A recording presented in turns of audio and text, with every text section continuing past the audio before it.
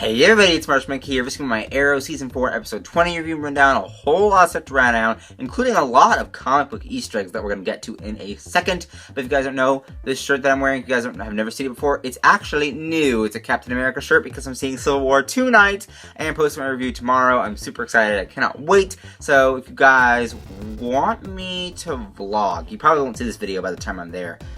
I don't know. If you guys want me to vlog, comment down below if there's time. I don't know when I'm going to be releasing this video anyway.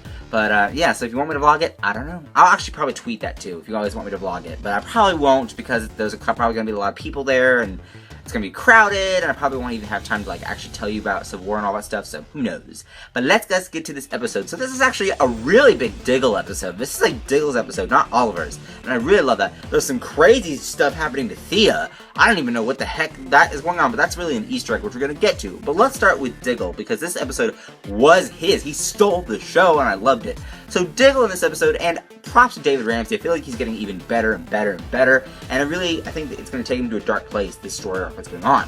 So he finds Andy, right? And Andy, who's just crazy. It's like, what the heck? It's kind of obvious, though. It's kind of obvious that they, the actor playing it that way, and, everything's it's like, hey, we want you to play this way. We want you to keep going after Diggle and going after Diggle and going after Diggle because we want the big reveal at the end to be so huge. So it's kind of like the writing that they did with that, making him planning. Diggle pulled the gun on him 3 times. So it's kind of like, I knew it was kind of happening, but it's not at the same time because it was such a huge reveal. It was so shocking to me because after I was done watching the episode, I was just because Andy kidnapped Diggle, roughed him up a little bit, he even stabbed him, I think. And Lila was in this episode. She returned. She was in this transport. It was this truck with this metal bunker, I guess, with Sarah, their baby Sarah, not White Canary, but with baby Sarah. And so Andy ends up putting a tracker on Diggle. It was part of the whole plan. So they end up finding him. Dark gets there as well. Well, Andy goes after Diggle, and they have this huge fight, right? And I loved the stunt work that they did, when Diggle hopped over the fence. It was so cool, right? And then tried to get him, and then Andy ended up dying. Diggle killed him, and it was so shocking at the end. I love the scene where he talks to Lila. He's like, I had to put him down, Lila. Oh, that was such a good scene.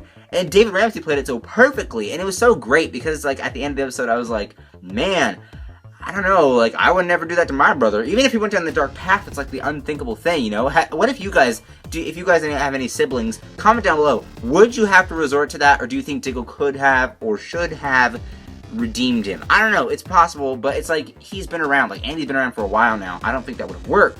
But great Diggle stuff this week, it was amazing, and I hope they do more. That was great. I want to see more of that. This episode of Arrow was amazing. It was great, especially with Diggle.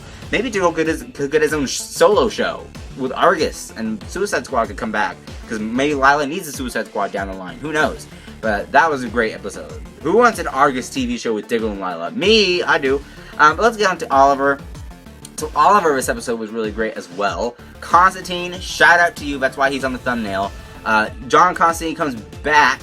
And he's basically well, actually he was referenced. He was just he was referenced. John Constantine found Oliver a lady that teaches magic. Now, I don't know if this character was from the actual show Constantine. I didn't watch Constantine, so I don't know if she was part of the actual show or not. If she is, that's cool. If not, that's fine, because we got a new character.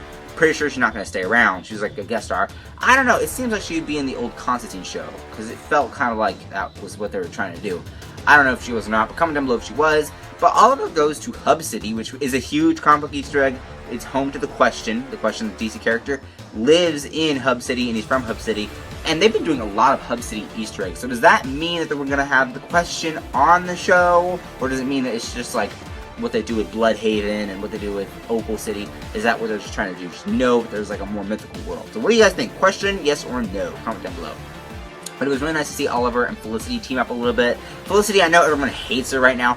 This episode, I thought she was a little better. How she did the whole blackjack thing. Kind of an Easter egg that reminds me back to that one episode where she infiltrated that casino. I don't know if it was in season 2 or 3 for Oliver to get... I think it was season 2. Remember, Oliver was there, and he is okay, Felicity, you're going in to the casino, because everybody knew who Oliver Queen was, so he needed somebody else to infiltrate. So he had Felicity go into the casino. So that reminded me of that episode. There's also an Easter egg where Felicity talks about the Felicity fern from season 3. Maybe it was in season 4. Was it in the season? I don't think so. It was in season 3. But it was nice to see that as well, that little Easter egg towards their past. So it was really cool. But talk about how Oliver needs to learn how to channel the light. Like, it's like, if you have more darkness than you have a light, it won't work. Like, you won't be able to learn magic. But I really love how they talk about the Nexus area. Like, there's a Nexus area in Hub City. There's one in Star City, which we're going to be probably going to. There's also one on Leah New that we've been to before in the flashbacks. Notice how there was no flashback this episode, because I'm pretty sure that was setting up something for a future episode. So when Oliver's in this vision, right, trying to learn magic, he sees Deathstroke and Damien Dark and Merlin. I was surprised you didn't see Ra's al Ghul in there too, but, you know, maybe Matt Nable was busy. But the actor who plays Ra's. But it was really nice to see him go up against Deathstroke again, even if it was like 2 seconds. I loved it. It was really cool. That was a nice nod right there to Manu Bennett. I really wish they could use Deathstroke. They're not allowed to really do any big storylines with him anymore. I guess this was like, since it was 2 seconds of Deathstroke, that's why they were allowed. But they're not really allowed to use him in any big way anymore because of something maybe going on with the movies. Maybe they'll have a Slade movie or like a Batman. Like, we know the Batman movie's coming, so maybe he'll be in that. Or maybe he'll surprise cameo in Suicide Squad, and they'll have an end credits. Well, they don't have end credit scenes. DC doesn't do that. But maybe they'll have like an end tease in the movie for Slade. Who knows, really? Teen Titans movie, anybody? Oh, please. But it was really cool to see that they did that as well. And then we see some flashes. We saw a flash of Laurel. We saw a flash of, I think, Felicity, right? Maybe. I think one of Thea. I don't know for sure. But we saw a bunch of flashes of different memories. And there was one where Diana from the flashbacks has the yellow magic glowing eyes. And Oliver talked about this episode, how magic takes good people and turns them dark, or turns them evil, or whatever you want to say. So, could Diana become a villain and Oliver has to kill her too? What will happen with that? I don't know. We're going to have to wait and see. So that's pretty cool as well. But we do know that Oliver has never tried to learn magic before, because he didn't know that his tattoo could actually help him channel magic, because he thought he needed like a totem like Vixen, or an idol like Damien Dark. But it was really nice to see him try to learn magic. I liked it. It was really cool. So, yeah, who knows what's going to happen next with this whole magic thing. Because when Oliver and Damien were fighting, Damien was almost about to kill him this time. Like, he was like gray and gross. He looked like Solomon Grundy or like Bizarro. And then like Oliver did the magic eyes, but bam! Shot Dark back. So that was really cool. I don't know what's going to happen with that. Pretty sure Oliver's going to keep going with magic. I don't know if I like this or not. One, I do like magic. Magic superheroes are really cool, like Zatanna and Raven, and some other magic superheroes you can think of. John Zatara, and Constantine, I guess you could throw him in there. I mean, you know. So it's really cool. I like magic superheroes. Doctor Strange from Marvel, that's pretty cool too, another magic hero. So I like magic superheroes. I don't know about Green Arrow though. I mean, Green Arrow as a magic superhero? No please. I feel like the show is like really dodging comic book stuff. Like, they're not really doing a lot of straight things from comics. There are some other comic book Easter eggs in this episode. At least one huge one that we'll talk about in a second. But they're not really doing any comic book, like, they're not doing any solid comic book story, right? They're not like doing a whole thing. Like, Flash has kind of been doing like Hunter Zolomon from the comics in their own way.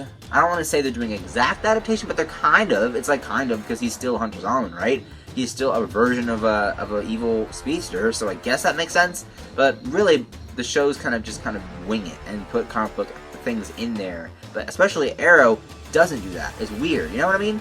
But Oliver with magic, that's something. That my cat just woke up from a nap. That was random. But anyway, yeah, it was really nice to see him with magic. So we'll see where that goes from here. Now let's talk about Thea. What the heck, Thea? What's going on with this story? I was just confused with the whole thing. I was like, this is weird. I thought that they were on vacation at first. I think that was the big twist of the episode. Maybe Diggle and killing his brother, but this was a huge twist. It was like, what the heck? So Thea goes on vacation with Alex for a second, and she's worried. You know, she hears a bunch of things going on in loop. She knows like there's like 3 chirps and then like a bark, you know, all this craziness. And so she goes through this through her head, and she's acting kind of cray-cray. And I was like, okay, maybe Thea just needs to relax, right? But then it was revealed that it was actually the pills, the yellow pills that we knew from back earlier this season that Alex had. So I don't know if Alex is involved, like if he's being used or if he's actually working with Rouvet and Dark. Who knows for sure. But Alex is somehow a piece of this puzzle. And so Thea runs out, right? She runs away, tries to find a way out of there. and it turns out she was in this like underground city, because they talk about Genesis being like wiping out the earth and redoing it like Damien Dark wants, and how Damien needs an ark like Noah, right? That's this city. It's called, like in the comics, they do, it's kind of crazy. There's an Easter egg in the comics, it's called Monument Point, and they do a version of this. Jay Garrick's in that storyline, it's about the Justice Society, and they have this similar town like that, and it's Monument Point. So I don't think they'll call it that, they'll probably call it something else, but you know, it's really cool that Thea was in there. I love the part where she bangs on the force field, that was awesome.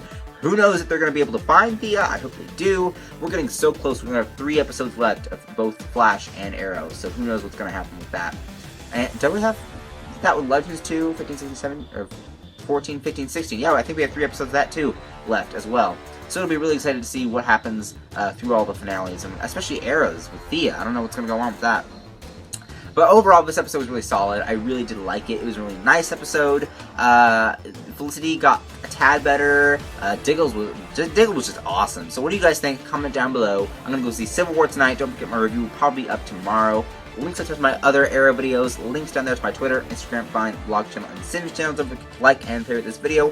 Don't forget to subscribe, and I will see you guys at the next. Bye-bye.